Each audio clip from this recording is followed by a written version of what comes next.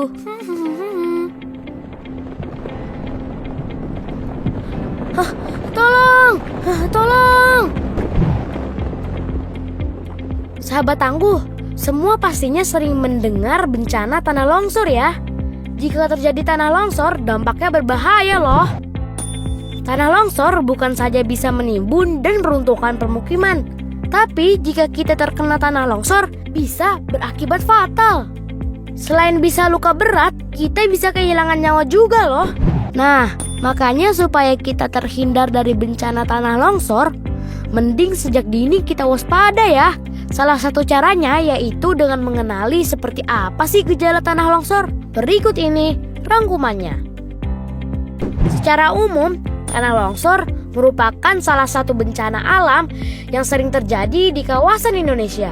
Bencana ini biasanya sering terjadi di daerah pegunungan, bukit, lereng yang curam, maupun tebing. Tapi tak jarang juga tanah longsor terjadi di lahan pertanian dan perkebunan yang posisinya terletak di tanah miring.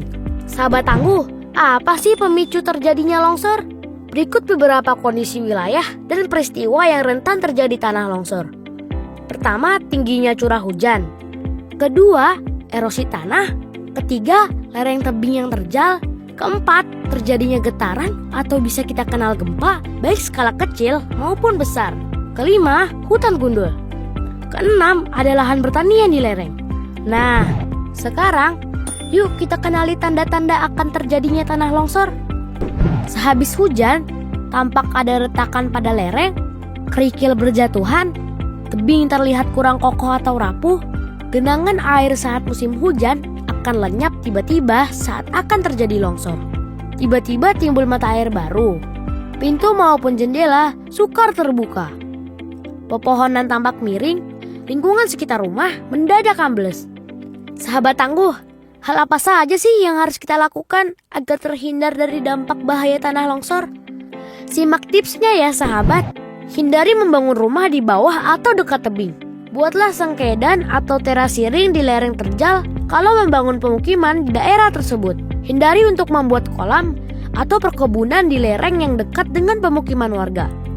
Bila terlihat ada retakan, segera tutup dengan tanah yang dipadatkan agar air hujan tidak bisa menerobos celah-celah tanah. Penebangan pohon di sekitar lereng sebaiknya tidak dilakukan. Pemukiman yang didirikan di tepian sungai rentan terkena erosi. Membuat saluran pembuangan air yang otomatis bisa menjadi saluran penampungan air tanah.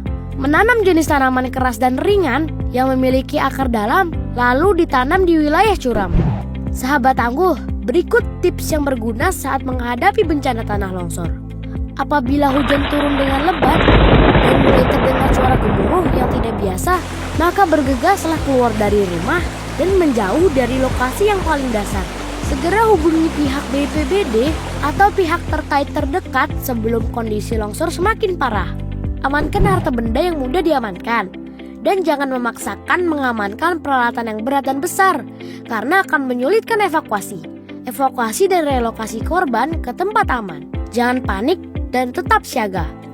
Apapun bencana yang Anda hadapi, kewaspadaan dan kesiapsiagaan akan banyak menolong Anda dan kerabat terdekat. Nah, sahabat tangguh, kira-kira seperti itu ya beberapa gejala, penyebab dan bagaimana mengantisipasi bahaya bencana tanah longsor. Semoga bermanfaat ya sahabat.